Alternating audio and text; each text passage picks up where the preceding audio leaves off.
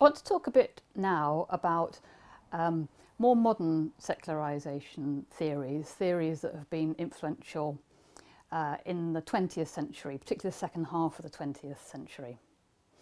And here you're starting to get the ideas of Durkheim and Weber particularly don't go away, as we'll see, but they get reinterpreted and new theories of secularisation emerge. Let's start by talking about Peter Berger, who was an American sociologist who only died a few years ago in the beginning of the 21st century. Berger began his career with quite a heavy investment in the theory of secularisation. Probably his most famous book talking about that is called The Sacred Canopy. That was published in 1967. And Berger's a great writer. He's very good at communicating, and he always works with very powerful images. So this idea of a sacred canopy is a really helpful one. It's almost like, you know, a canopy, an umbrella. It suggests that religion holds a sort of sacred shield, canopy, umbrella over a society.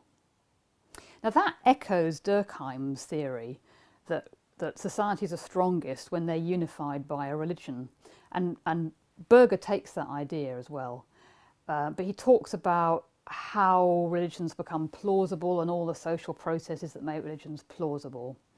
And then he has to think and explain how they become implausible, you know, how the sacred canopy can disappear. Berger assumes that we really like living under a sacred canopy because all humans, in his view, want to create meaning. Berger thinks the world out there is pretty scary and full of bad things and we can't control it. And the way we cope is to create meaning structures.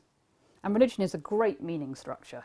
So it will give you a theory of evil. It'll explain it. It might not be a compensation, but just knowing there's meaning to your suffering, even if it's not going to end the suffering, that helps. So religion and meaning go together in his view. So we like religion, humans do, it helps them, so why does it decline?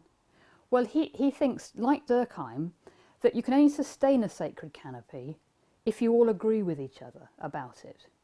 Once your neighbour starts to question it, or your neighbour comes from a different religion and a different culture, and there's a secular humanist down the road, and everyone starts questioning it, then it loses its credibility.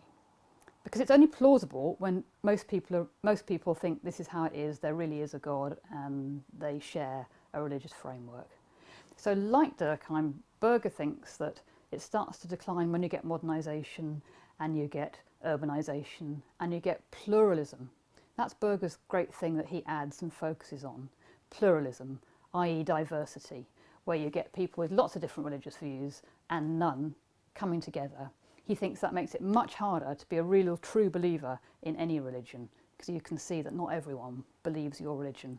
Let me give you an example. When I was young, I was brought up in a very rural part of Somerset, and I went to a Church of England primary school, and it was a tiny village, it was all very white and one culture, and people had lived there a long time. So Christianity was just what was taught. It wasn't called Christianity, we just thought that's how things were. There was a God and there was Jesus, and you know, you're not self-aware because you don't know there are any alternatives. And Berger's point was, once you actually then meet people who don't believe that, you starts to question and undermine your views. Now Berger's interesting because, unlike a lot of academics, he changed his mind later in life. He actually renounced the secularisation thesis and came to think he was wrong and that secularisation was wrong. Partly because religion wasn't dying around the world, it was growing in the late 20th century. Now we're going to come back to that whole theme later on. A quick word about Thomas Luckmann, because he often wrote with Berger. You often hear Berger and Luckmann because they wrote a lot of books together. But Luckman is probably best known in sociology of religion for a book called The Invisible Religion. And here, Luckman was one of the first people, it was 1963, to put forward an idea that, again, we're going to pick up in another segment, which is that maybe religion isn't just declining, it's changing. So he said, yes, the churches are declining, but there's a new invisible sort of religion, and it's invisible because it's just in our own hearts and in individual life. So like Berger, he sort of moves away from the secularisation theory, even though he'd once helped to give expression to it. So let's come on to people who are working more recently, Bryan Wilson and Steve Bruce. And they're both British sociologists of religion. Bryan Wilson has died now quite recently, but Steve Bruce is still active and writing. And they are often known these days as the last remaining, well, Bruce anyway, the last living defender of secularisation theory. And Steve Bruce is a very powerful, convinced, almost evangelistic defender of secularisation theory. And even though it's waning in popularity, he defends it and makes some very powerful arguments in its defence. Well, both Wilson and Bruce is very influenced by Wilson and quotes Wilson and writes on Wilson, even though Wilson came just a bit before him. Both Wilson and Bruce base a lot of their arguments just on the evidence. They're both quite empirical. They look at the data. Now, one of the big changes in social science in the second half of the 20th century is we've got a lot more surveys. Those just weren't available to early sociologists, but now we regularly do opinion surveys, and we get a much better view of what most people think. So Wilson and Bruce draw on this kind of data, and looking at Britain, they can show very decisively now, we can see that church attendance has been declining, probably for over a century, but we know from the polls, definitely, it's been declining quite fast since the 1970s. Take the Church of England, the biggest church in Britain. Most people in Britain were Church of England, but the Church of England has declined dramatically. Church attendance has really collapsed. So whereas we know from about 100 years ago, somewhere between 20 and 40% of people in Britain as a whole were in church on a Sunday, these days that's down to about 5%. So really small numbers, 5% these days, are in church on a Sunday. So that's maybe a quarter of what it was. So that's a very dramatic decline. Bruce also looks at how baptism has declined, weddings have declined, Christian church weddings, and Christian funerals. They've all declined in the last few decades.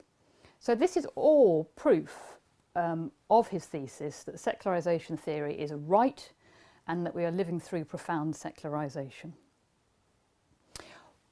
What's his theoretical contribution? His theory is slightly different from the other ones. It draws on them, but it's slightly different.